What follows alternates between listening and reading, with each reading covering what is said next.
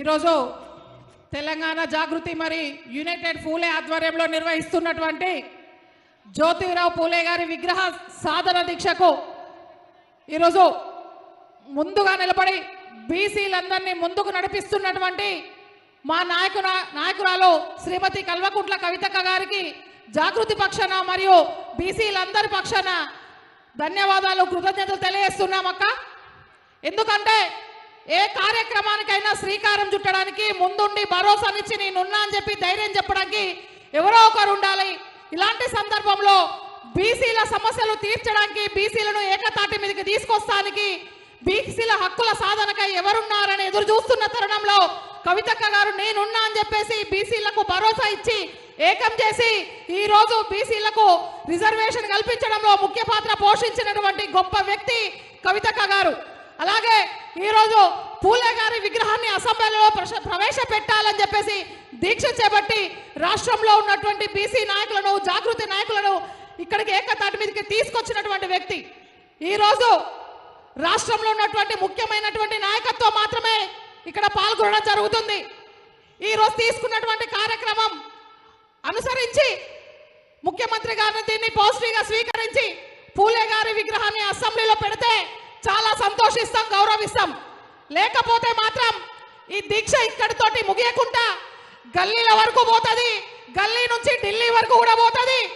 పోవడానికి బీసీలందరూ ఏకమైనరు, మహిళలందరూ కూడా ఏకమై కవితక్క ఎప్పుడు పిలుపునిస్తుంది, ఎప్పుడు రావాలి, ఎప్పుడు ఢిల్లీకి పోవాలని చెప్పేసి కూడా మా వాళ్ళు వెనక నుండి మాట్లాడుకుంటారు, కింద ఊర్లలో ఉన్న కూడా అంటూనే ఉన్నారు.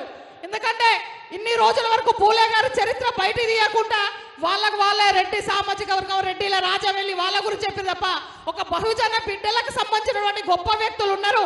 వారిని గుర్తించాలి, వారిని కూడా గౌరవించాలన్నటువంటి కనీస ఇంగిత జ్ఞానం కూడా లేదు.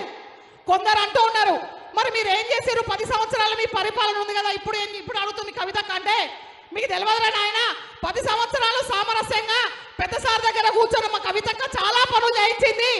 మీలాగా ధర్నాలు చేసే పరిస్థితికి మా ప్రభుత్వం తీసుకురాలేదు. మరి మీకు సోయలేదా అప్పుడు? మరి 10 సంవత్సరాలు మీ పార్టీని మీరు కాపాడుకోవడమే సరిపోయింది. మీ పార్టీలో అసలు కార్యకర్తలు లేకుండా అయిపోతారని మీరు చూసుకున్నారు. కానీ మరి ఈ రోజు మా కవితక్క తీసుకున్నటువంటి కార్యక్రమాన్ని మరి 10 సంవత్సరాలు మీరు ఎందుకు తీసుకురాబోలేదు అని చెప్పేసి మేము చాలాసార్లు చాలా మంది కాంగ్రెస్ కార్యకర్తలు మేము ప్రశ్నించినాం. ఎందుకు అనంటే మరి మీకు ఆలోచన లేదా, పూలే గారి విగ్రహాన్ని పెట్టాలన్న ఆలోచన లేదా?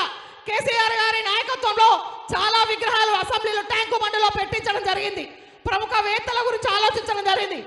కానీ ఇప్పుడుంటే ముఖ్యమంత్రి గారికి ఏంటిది, పైన ఢిల్లీ వాళ్ళైనా కుర్చీ ఎడ తీసుకుపోతారో, పక్కనున్న మంత్రులైన కుర్చీ ఎడగుతుకుంటారో, తను చెప్పినటువంటి స్క్రిప్ట్ చెప్పకపోతే భార్య ఇంట్లో అన్నం పెడతాదో పెట్టదో అన్న ఆలోచనతోటి ఆయన కుర్చీని కాపాడుకోవడం సరిపోతుంది. కానీ ఇలాంటి ప్రముఖ వేత్తల గురించి, జ్యోతిబాయి పూలే గురించి, బీసీల గురించి, వారి హక్కుల గురించి మాట్లాడేటువంటి ఆలోచన ముఖ్యమంత్రి గారికి లేదు. ఇక రాక అవకాశం వచ్చింది, అసలు ఆయన అవకాశం వస్తుంది సీఎం అయితే కలలో కూడా అనుకోలేదు. ఏదో గాలికి సీఎం అయిండు, అయినటువంటి పదవిని ఎట్లా కాపాడుకోవాలని చెప్పేసి ఆయన ఆలోచించడం సరిపోతుంది తప్ప బీసీల గురించి ఆలోచించదమా, పూలే గురించి ఆలోచించదామన్న ఆలోచన లేదు. ముఖ్యంగా ఈ 3 సంవత్సరాలు 4 సంవత్సరాల్లో ఆయన ఎట్లా ఆదాయాన్ని పెంచుకోవాలి, ఇంకా మళ్ళనైతే నేను ఉండలేని అని చెప్పేసి అనుకుంటుండు. కాబట్టి ముఖ్యమంత్రి గారికి మేము రిక్వెస్ట్ చేస్తున్నాం, మీలాంటి చిల్లర లాంగ్వేజ్ మాకు రాదు. మా నాయకులు మాకు మంచి నాయకత్వాన్ని నేర్పించరు, మంచిగా మాట్లాడే విధానం నేర్పించరు. మేము ఈ సందర్భంగా మిమ్మల్ని రిక్వెస్ట్ చేసేదంటే మీరు గౌరవంగా పూలే విగ్రహాన్ని అసెంబ్లీలో పెట్టి మీ గౌరవాన్ని దక్కించుకోండి. ఎందుకంటే 5 సంవత్సరాల్లో మీరు చేసింది గుర్తుంచుకునేది ప్రజలు ఏం లేదు.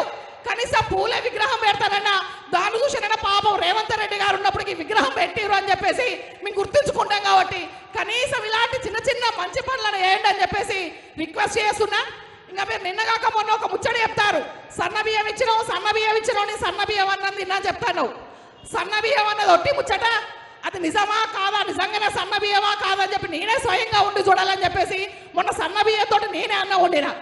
అది రైస్ కుక్కర్లో పెడతా మెత్తగా ఏంటంటే డైరెక్ట్ మనం వెనకటి నుంచి ఎట్లా ఉండదో ఎసరు పెట్టి అందులో బియ్యం వేసి గంజి పొడినా కూడా దొడ్డు బియ్యాన్ని మిల్లులో బట్టి ఏమవుతుంది, చూస్తానికి ఆకారం సన్నగా ఉన్నది తప్ప అన్నం మాత్రం దొడ్డుగానే అయింది. అన్నం దొడ్డుగానే అయింది, గంజి ఉన్నది. సన్న బియ్యం ముచ్చట కాదు, ఆయన ఎప్పుడేం సంచలు వేసుకోవాలా, సంచ చదువుకొని ఎప్పుడింటికి పోవాలా, ఎప్పుడు నా కుర్చీ దిగిపోతుందా, నా సంచి ఎప్పుడు నిండుతుందని చూసుడే తప్ప సన్న బియ్యం పెట్టింది లేదు, ఇక్కడ సమాజానికి సేవ చేసింది లేదు, ఎవరిని ఉద్ధరించింది లేదు. ఒకటి దయచేసి ఈ ఒక్క మంచి పనిని మీరు చేసి మీ గౌరవాన్ని కాపాడుకోవాలని చెప్పేసి మీకు తెలియజేస్తూ ఈ అవకాశం ఇచ్చిన మీ అందరికీ, మా కవితక్క గారికి ధన్యవాదాలు, కృతజ్ఞతలు. Thank you. అదేవిధంగా